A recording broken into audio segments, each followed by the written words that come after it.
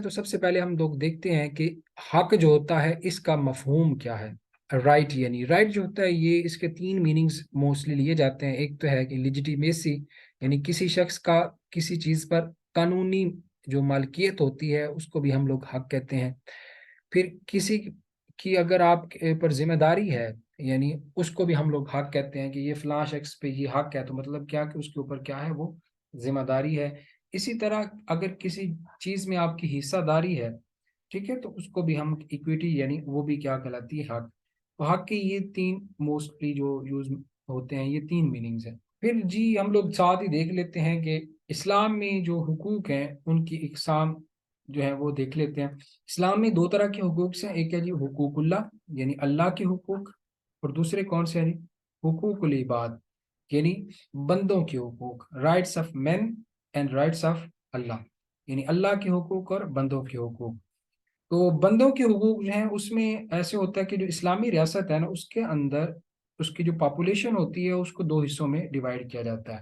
ایک ایمان والے یعنی مسلمز، اور ایک نان مسلمز۔ ہمیشہ دیکھیں جتنی بھی جب بھی اسلام میں جو ریاستیں رہی ہیں، اسلامی ریاست جب بھی رہی ہے تو اس کے اندر ہمیشہ مسلمز اور نان مسلمز میں ڈیوائڈ، یعنی ہمیشہ ریاست جو ہوتی تھی اس کے اوپر اس میں یعنی یہ رکھا جاتا تھا کہ یہ شخص مسلم ہے اور نان مسلم ہے۔ اس کی وجہ یہ ہوتی ہے کہ مسلمان جو ہیں ان کے اوپر اوبلیگیشنز زیادہ ہیں، غیر مسلموں کے اوپر اوبلیگیشنز کم ہیں۔ اسی طرح مسلمانوں کے اور حقوق ہیں، غیر مسلموں کے اور حقوق ہیں، ٹھیک ہے۔ جیسے میں ابھی آپ کو اگزامپل دیتا ہوں کہ غیر مسلم جو ہوتا ہے اس کے اوپر اسلامی ریاست کی حفاظت کی ذمہ داری نہیں ہوتی، یعنی اس کے لیے ضروری نہیں ہے کہ وہ جو اسلامک آرمی ہے اس کے اندر جو ہے وہ خدمات دے، ٹھیک ہے۔ یعنی اگر باہر سے کوئی دشمن حملہ کرتا ہے تو غیر مسلم جو ہے ان کو استثناء حاصل ہے، ان کو اس ایگزیمشن ہے کہ وہ اس کے اندر حصہ لیں، جبکہ مسلمانوں کے لیے کے اوپر یہ فرض ہے، جہاد جو ہے وہ کیا ہے، مسلمانوں پہ فرض ہے، غیر مسلموں کو جو ہے آزادی ہے وہ جہاد میں حصہ لینے کی انہیں کوئی ضرورت نہیں ہے۔ تو یہ بھی یہ ایک بیسک میں نے بتائی ہے کہ جس کی وجہ سے غیر مسلموں اور مسلمانوں کو ڈیفرنٹلی وہاں پہ ٹیکل کیا جائے۔ اسی طرح مسلمانوں کے اوپر کیا ہے، زکوٰۃ فرض ہے، غیر مسلموں پر نہیں ہے۔ تو یہ حقوق یعنی اوبلیگیشنز کی وجہ سے اور ان کے حقوق کی وجہ سے یہ ایک ڈیوائڈ جو تھی یہ اسلامی ریاست میں رکھی جاتی رہی ہے، ٹھیک ہے۔ تو یہ جی وجہ ہے مین جو میں نے آپ لوگوں کو بتا دی کہ اس مسلمانوں کے حقوق اور غیر مسلموں کے حقوق یہ کیا ہے، یہ حقوق العباد کی کیٹیگری میں آ جاتے ہیں۔ پھر جی ہم لوگ ابھی ڈیٹیل میں دیکھتے ہیں کہ غیر مسلموں کو جو اسلام نے حقوق دیے ہیں وہ کون کون سے۔ اچھا اس میں ایک بات ابھی میں بتاتا ہوں، یہ جو غیر مسلم اقلیت ہوتی ہے اس کو ذمی بولا جاتا ہے، ٹھیک ہے۔ یہ جی ایک ٹیکنیکل ٹرم ان کے لیے یوز ہوتی ہے، ذمی کی ٹیکنیکل ٹرم، اوکے۔ تو یہ ہم لوگ دیکھ چکے ہیں۔ اچھا جی پھر آ جاتا ہے اس کے جو حقوق کون کون سے ہیں وہ ہم لوگ بات کرتے ہیں ان کے اوپر۔ سب سے پہلا جو حقوق ہے وہ ہے ریلیجیس فریڈم، یعنی غیر مسلم جو ہیں ان کو مذہبی آزادی اسلام نے دی ہوئی ہے، جیسے کہ قرآن مجید میں آتا ہے لا اکراہ فی الدین، سورہ البقرہ آیت 256، کہ دین کے اندر جبر نہیں ہے، مطلب دین کو ایکسپٹ کرنے میں لوگوں کو آپ یہ نہیں کہ زور زبردستی نہیں کر سکتے، تلوار کے زور پہ لوگوں کو اسلام میں داخل نہیں کروا سکتے۔ تو یہ کیا ہے، ریلیجیس فریڈم اسلام دیتا ہے۔ اب ریلیجیس فریڈم کس طرح سے ہے وہ، یعنی اس میں کیا کیا شامل ہے وہ ہم لوگ دیکھتے ہیں۔ سب سے پہلی تو یہ ہے کہ غیر مسلم جو ہے ان کو ان کی عبادات جو ہیں ان کی پروٹیکشن حاصل ہے، یعنی ان کی عبادات کو یعنی غیر مسلموں کی عبادات کو مسلمان جو ہیں وہ نقصان نہیں پہنچا سکتے، یعنی ریاست ذمہ داری لیتی ہے کہ ان کی عبادات محفوظ رہیں۔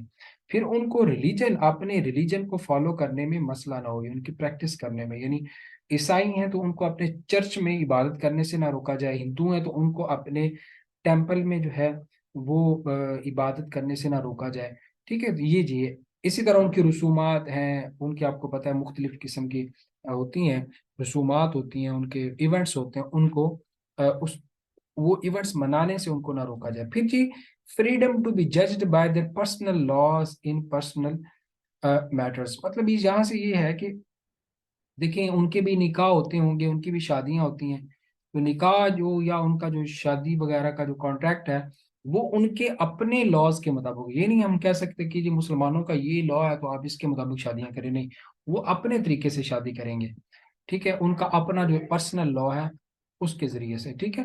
پھر ان کی جو اوبیسلی اگر طلاق ہوتی ہے تو وہ بھی ان کے پرسنل لا کے مطابق ہو، پھر اسی طرح ان کے اوپر جو چیزیں حلال ہیں، جیسے باقی مذاہب میں شراب حلال ہے، تو وہ شراب جو ہے وہ اوبیسلی مسلمان ریاست جو ہے وہ ان کے اوپر پابندی نہیں لگا سکتی کہ آپ شراب نہ پئیں، ٹھیک ہے۔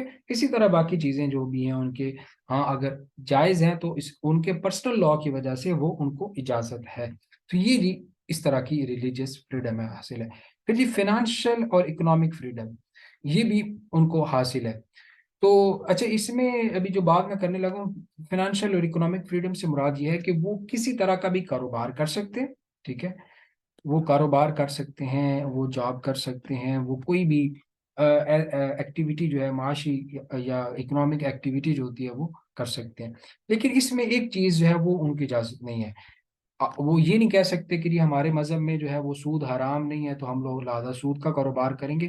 اسلام کہتا ہے کہ بے شک آپ کے مذہب میں جائز بھی ہو سود، لیکن سود کو آپ نے ہر صورت چھوڑنا ہے۔ یعنی بنو نجران جو تھا نا، یہ ایک قبیلہ تھا جنہوں نے مسلمانوں کے ساتھ الائنس کیا تھا، تو اللہ کے رسول نے ان کو خط لکھا کہ اگر آپ سود نہیں چھوڑو گے تو اللہ اور اللہ کے رسول کے ساتھ جنگ کے لیے پھر تیار ہو جاؤ۔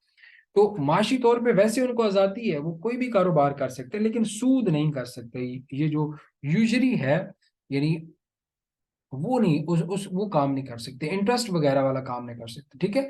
تو فرمایا گیو اپ یوزری اور get ready for war with Allah and his رسول صلی اللہ علیہ وآلہ وسلم، کلیئر ہے۔ پھر جی تیسرا جو ان کو اللہ کے رسول نے یا اللہ اور اللہ کے رسول نے جو رائٹ دیا وہ کیا ہے کہ ان کی ویلفیئر، مطلب اگر مسلمانوں کے لیے کوئی اسلامی ریاست جو ہے وہ کوئی اسکیم دیتی ہے تو اس میں غیر مسلموں کو آپ انکلوڈ رکھیں گے، مطلب صحت کے لیے کوئی آتی ہے ان کی، ویسے کوئی بوڑھوں کو کوئی اسکالرشپ ملتی ہے یا ان کو کوئی اسٹائپنڈ ملتا ہے، تو اس میں وظیفے جو ملتے ہوتے ہیں حضرت عمر رضی اللہ تعالیٰ نے اسٹارٹ کیے تھے، تو اس میں غیر مسلم کے جو بوڑھے تھے وہ بھی شامل ہیں، ٹھیک ہے۔ تو امام ابو یوسف کتاب الخراج میں انہوں نے لکھا ہے کہ اگر کوئی وظیفہ مقرر کیا جاتا ہے ایک بوڑھے مسلمان کے لیے، ٹھیک ہے، ایک بوڑھا مسلمان ہے اس کے لیے، تو وہ غیر مسلم بوڑھے کو بھی وہ ملے گا۔ اب یہ نہیں ہو سکتا کہ جی یہ مسلمان ہے اور لہٰذا اس کو وظیفہ ملے گا، obviously اسلامی ریاست میں ایسا تھا۔ اسی طرح جو بچے تھے نا ان کو بھی حضرت عمر رضی اللہ تعالیٰ نے ان کے جو دودھ پینے کی عمر ہوتی تھی اس میں ان کے لیے وظیفے مقرر تھے، تو وہ کیا تھا، وہ صرف مسلمانوں کو نہیں بلکہ غیر مسلموں کو بھی ملتے تھے، یعنی غیر مسلم جو تھے ان کو بھی وظیفہ ملتا تھا۔ اسی طرح حضرت عمر جو تھے زکوٰۃ کا ایک حصہ جو تھا وہ مساکین مساکین کے نام سے ایک کیٹیگری تھی، وہ غیر مسلم مساکین مطلب غیر مسلم غریب لوگ جو تھے ان کو دی جاتی تھی۔ یہ جب ہم زکوٰۃ کا ٹاپک پڑھیں گے نا اس میں دیکھیں گے کہ سیکنڈ کیٹیگری جو ہے نا زکوٰۃ کے مصارف کی، وہ کیا ہے، وہ غیر مسلم غریب لوگ ہیں، وہ ان کو حضرت عمر رضی اللہ تعالیٰ عنہ دیتے تھے، ٹھیک ہے، تاکہ ان کا بھی کیا ہو، یعنی ان کی بھی کفالت ہوتی رہے۔ تو یہ جی ان کو کلیکٹیو ویلفیئر سے ان کو ایکسکلوڈ نہیں کر سکتے۔ پھر جی زندگی کا حق، اوبیسلی ان کو آپ قتل نہیں کر سکتے، جیسے کہ آپ سے اللہ تعالیٰ نے فرمایا کہ من قتل نفسا بغیر نفس و فساد فی الارض فکانما قتل الناس جميعا۔ تو یہاں پر جو نفس سے مراد کوئی مسلمان نہیں ہے، اس میں سب شامل ہے، اوبیسلی مسلمان غیر مسلم کوئی بھی ہے، اگر آپ اس کو ناحق قتل کرتے ہیں تو وہ ایسے ہی ہے کہ جیسے آپ نے پوری انسانیت کو قتل کر دیا ہے، ٹھیک ہے۔ تو یہ سورہ مائدہ 32 آیت جو ہے اس میں اللہ تعالیٰ نے یہ بات فرمائی، ٹھیک ہے۔ تو اس میں جو بات کی گئی ہے، ایک اور بات بڑی امپورٹنٹ ہے، یہودی عیسائی اور ہر زمی جو میں نے پہلے بتایا اقلیت جو ہے ان کی دیت مسلمان کی دیت کے برابر ہے۔ دیت سے مراد یہ ہوتا ہے کہ جب آپ ایک غیر مسلم کو یا مسلمان کو قتل کریں تو اب اس قتل کے بدلے میں اگر وہ اس کے جو ہیں کیا اسے کہتے ہیں وارث جو ہیں وہ کچھ رقم دے کے قاتل کو معاف کرنا چاہتے ہیں تو اس کی جو رقم کی جو مقدار ہوتی ہے اس کو کہتے ہیں دیت، ٹھیک ہے۔ تو وہ دیت جو ہے وہ مسلمان مقتول کی ہو یا غیر مسلم مقتول کی ہو، دونوں کے لیے برابر ہے، کلیئر۔ پھر جی آ جاتا ہے right to culture and social freedom, یعنی ان کے جو کلچر ہوگا ان کو اپنے کلچر کے مطابق، اپنے سوشل نارمز کے مطابق زندگی گزارنے کا، obviously اگر وہ کوئی ڈریسنگ کرنا چاہتے ہیں ان کو اجازت ہے۔ اب مسلمانوں میں حجاب ضروری ہے عورتوں کے لیے، اگر کوئی اسلامی ریاست جو ہے وہ مسلمانوں کو کہتے کہ وہ حجاب کرے، لیکن وہ غیر مسلموں کو فورس نہیں کر سکتی۔ اسی طرح ان کے اپنے جو سوشل ایونٹس ہیں ان کے لیے ان کو جو ہے نا نہیں روکا جا سکتا۔ ان کے باقی معاملات جو ہیں نکاح شادی یہ وہ ساری، جیسے ابھی میں پہلے بات بتا رہا تھا، تو ان ساری چیزوں سے ان کو روکا نہیں جا سکتا۔ ان کے اپنی ثقافتی ایونٹس، ان کے طریقہ کار، وہ سب کچھ جو ہے وہ ان سے نہیں روکا جا سکتا۔ پھر جی چھٹی جو چیز رائٹ ہے وہ کیا ہے کہ ان کو ملٹری سروسز جو ہیں ان سے ان کو ایگزیمپشن ہے، ان کو استثناء حاصل ہے۔ یہ میں پہلے بتا چکا ہوں کہ یہ جو تھے دوسرا کیسے کہتے ہیں، یہ جو ملٹری سروسز ہیں یہ کیا ہے، یہ صرف مسلمان یعنی جہاد کی جو بات ہے نا، obviously یہ ملٹری سروسز مراد کیا ہے، جہاد۔ تو جہاد جو ہے اس کی جو فرضیت ہے وہ کیا ہے، وہ صرف وہ مسلمانوں پر ہے۔ یعنی اگر اسلامی ریاست پر جب حملہ ہوتا ہے باہر سے تو مسلمان اگر اپنی ریاست کو دفاع کرتے ہیں تو وہ کیا ہے، وہ مسلمانوں پر ہے۔ اگر غیر مسلم اس میں رہتے ہیں اس ریاست میں تو ان کو فریڈم ہے کہ وہ بالکل بھی اس ملٹری ایکٹیویٹی میں، ملٹری سروسز میں حصہ نہ لیں، ٹھیک ہے۔ تو یہ بھی ان کو ایک حق حاصل ہے۔ پھر یہ آ جاتا ہے کہ equality in the sight of law, قانون کی نظر میں برابری۔ مطلب قانون کی نظر میں برابری سے مراد یہ ہے کہ اس میں دو چیزیں آ جاتی ہیں کہ ایک ہوتے ہیں قوانین تعزیرات جنہیں بولا جاتا ہے، ایک پنشمنٹس، اور دوسرے ہوتے ہیں دیوانی قوانین۔ تعزیرات کیا ہوتی ہیں کہ اگر آپ ایک قانون توڑتے ہیں، اگر آپ نے فار ایگزامپل چوری کی ہے، اگر آپ نے کوئی ڈاکہ ڈالا ہے، آپ نے کسی کو قتل کیا تو اس کی کیا ہوگی، سزا ہوگی۔ تو مسلمان ہو یا غیر مسلم ہو ان دونوں کو پنشمنٹس برابر ہوں گی، ٹھیک ہے۔ اسی طرح دیوانی قانون کیا ہوتے ہیں کہ اگر ایک شخص ہے اس کی جو مال ہے اس کی حفاظت ہونی چاہیے، اس نے کوئی چیز خریدی ہے، کوئی پراپرٹی خریدی ہے، کوئی پلاٹ خریدا ہے، تو اس کی کیا ہونی چاہیے، ریاست اس کی حفاظت کرے، اس کے اوپر ناجائز قبضہ جو ہو جائے تو ریاست کیا کرے، اس کو قبضہ چھڑوا کے دے۔ تو یہ کیا ہوتے ہیں، دیوانی قوانین ہوتے ہیں۔ تو دیوانی قوانین ہوں یا تعزیرات ہوں، دونوں میں قانون کی نظر میں مسلمان اور غیر مسلم برابر ہیں۔ تو یہ بھی اسلام ان کو حقوق دیتا ہے کہ یہ نہیں ہے کہ یہ غیر مسلم ہے تو لہذا اس کی چیزوں پہ قبضہ کر لو، یہ نہیں ہے، یا یہ غیر مسلم ہے تو اس کو چوری کی زیادہ سزا دو، یہ بھی نہیں ہے، ٹھیک ہے۔ یہ آگے میں نے انگلش میں بھی اس کو لکھ دیا۔ پھر یہ کہ قانون کی امپلیمنٹیشن میں بھی برابری ہے۔ کیسے؟ اب اگر آپ دیکھیں تو قانون کی امپلیمنٹیشن اور قانون، ویسے قانون ایک ہوتا ہے نا تھیوریٹیکل چیز اور ایک ہوتا ہے پریکٹیکل چیز۔ امپلیمنٹیشن سے مراد کیا ہے، پریکٹیکل۔ تو اگر جرائم کی سزا ہوتی ہے تو ان کے کیا ہو، دونوں کے برابر ہوگی۔ مطلب غیر مسلم ہے اگر وہ چوری کرتا ہے اس کو بھی سزا اتنی ہو، غیر مسلمان چوری کرتا ہے تو اس کو بھی کیا ہو، اتنی ہی سزا ہو۔ اسی طرح غیر مسلمان جو ہے اگر اس کا کوئی چوری کرتا ہے، یعنی اس کی اگر مال جو ہے اس کی حفاظت ہونی چاہیے، تو کیا ہے، غیر مسلم کی بھی مال کی حفاظت ہونی چاہیے۔ اوکے، مسلمان کی جان کی حفاظت کی اگر ہے، یعنی اس کی اگر زندگی کی حفاظت کی بات ہے تو غیر مسلم کی زندگی کی حفاظت کی بات ہے۔ تو یہ جی دونوں صورتوں میں کیا ہے، دونوں برابر ہیں۔ لاسٹ یہ آ جاتا ہے کہ ان کے پرائیویٹ لائف اور پرسنل پرائیویسی جو ہے اس کی بھی خیال رکھا جائے، اس کو حق دیا جائے۔ جیسے کہ اللہ تعالیٰ نے فرمایا یا ایھا الذین آمنوا لا تدخلوا بیوتا غیر بیوتکم، کہ سورہ نور 27 نے فرمایا کہ ایک دوسرے کے گھروں میں بغیر اجازت کے جو ہے نا آپ نہ جایا کرو۔ تو مطلب کیا کہ ان کی جو پرائیویسی ہوتی ہے، پرسنل لائف جو ہوتی ہے اس کی کیا کرو، رسپیکٹ کرو۔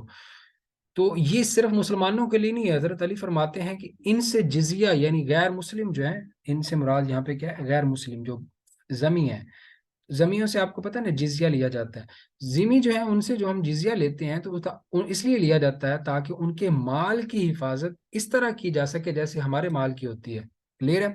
تو یہاں سے صرف یہی نہیں مراد، اس سے استدلال کیا جاتا ہے کہ جس طرح مسلمانوں کے مال کی حفاظت ہے اسی طرح غیر مسلموں کے مال کی حفاظت، جس طرح مسلمانوں کی جان کی حفاظت ہے غیر مسلموں کے جان کی بھی حفاظت اسی طرح ہو، جس طرح مسلمانوں کی عزت کی حفاظت ہے اسی طرح غیر مسلموں کی عزت کی بھی حفاظت ہو، ٹھیک ہے۔ جس طرح مسلمانوں کی پرائیویسی کی ہم رسپیکٹ کرتے ہیں اسی طرح غیر مسلموں کی پرائیویسی کی بھی رسپیکٹ کریں۔